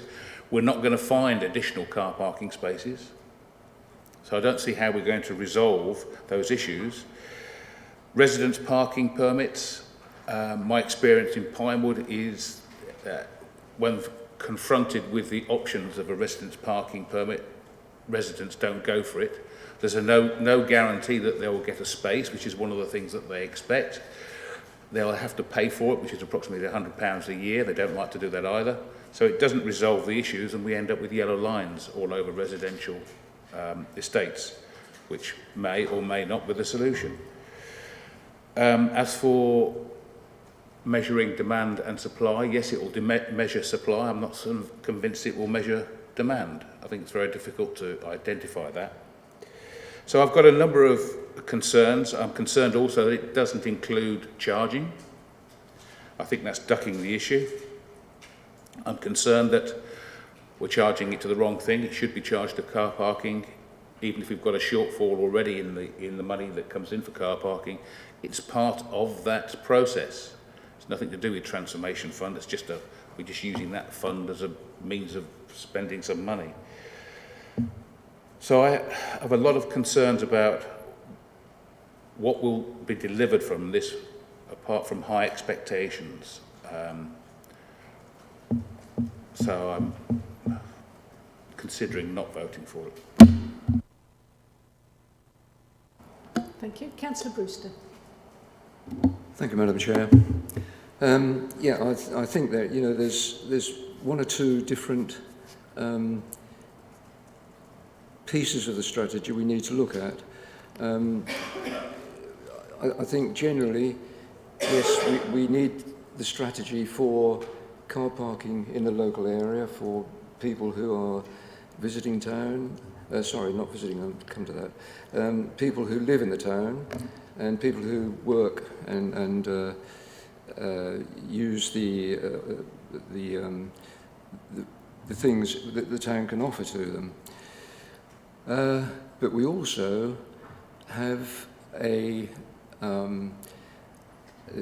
the growth of tourism, which we desperately need.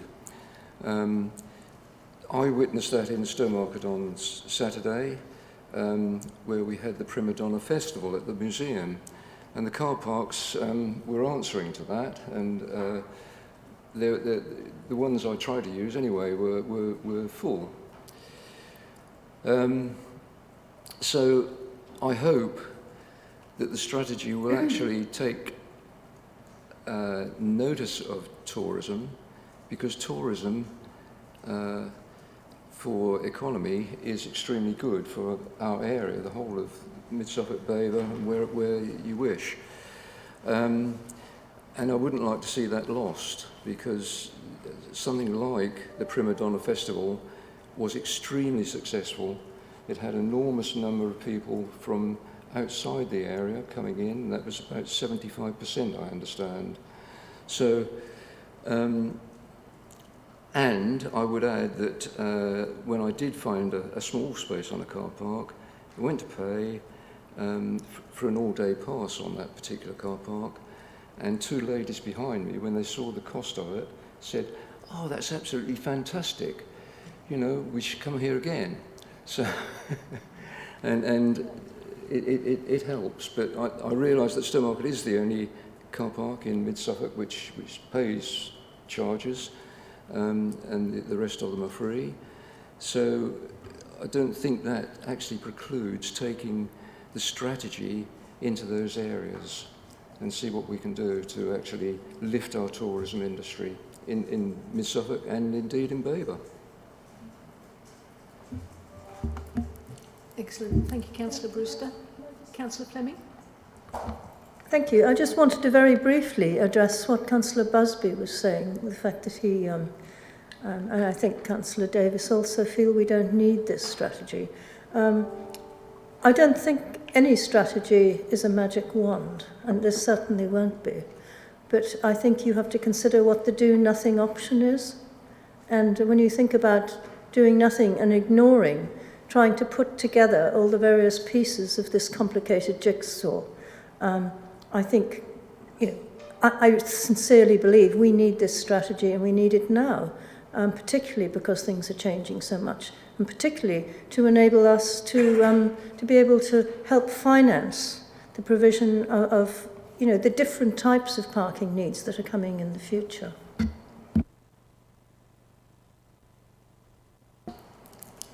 Thank you, everybody. Nice, lively debate. I'm now going to ask the Governance Officer to conduct the vote. Could I ask that the two recommendations are split, so we deal with the 3.1 and 3.2 separately? I want to propose it.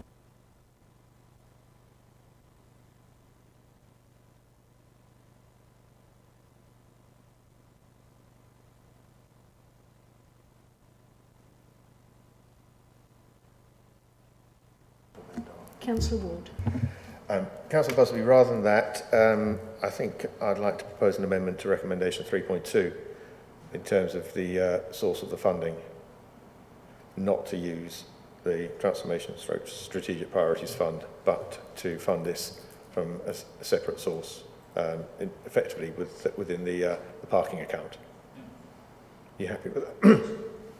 You happy with that? And then keep them together?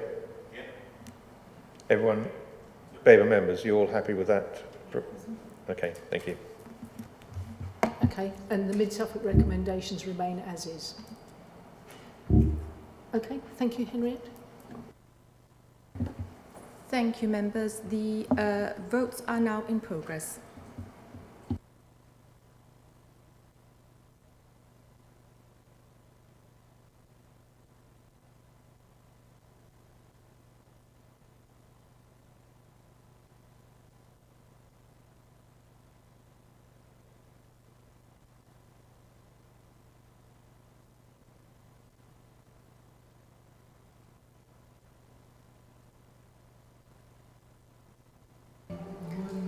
I apologise. If you just give me a couple of minutes, I'll sort that out. Thank you.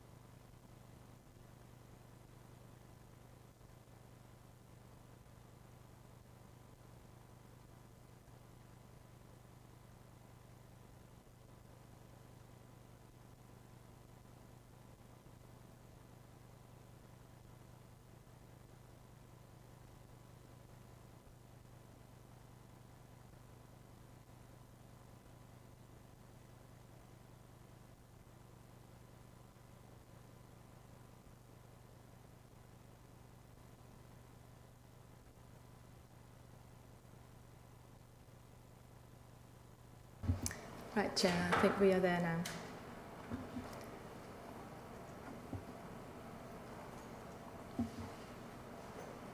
So, Chair, we have put in the amendment that to approve the recommendation 3.1 and 3.2 with amendment as read out by the committee clerk.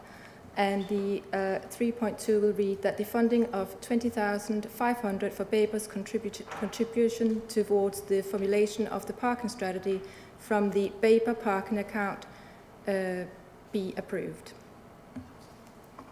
Yes, that's fine, thank you. And the vote is now in progress.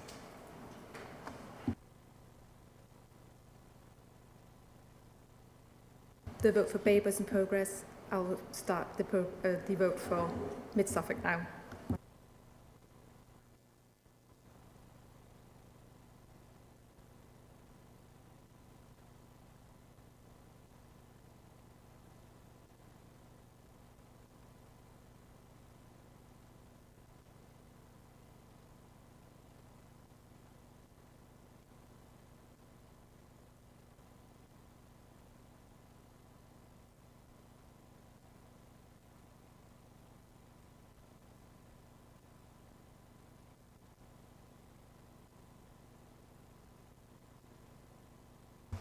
Sorry, Chair. The vote for Mid-Suffolk Cabinet is 9 votes for, and that's unanimous.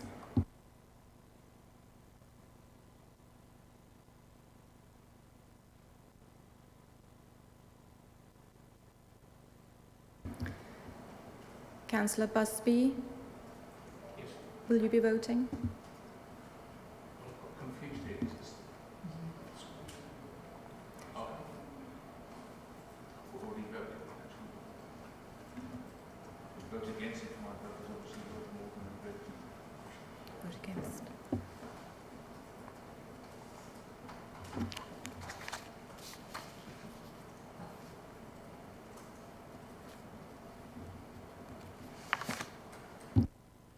Thank you, Chair. That is then 5 votes for and 1 against for Babergh Cabinet. Thank you very much indeed. So both of those are carried.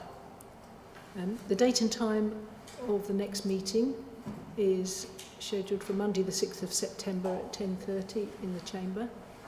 Thank you everybody for your debate. The meeting's closed at 12:43. Thank you everybody.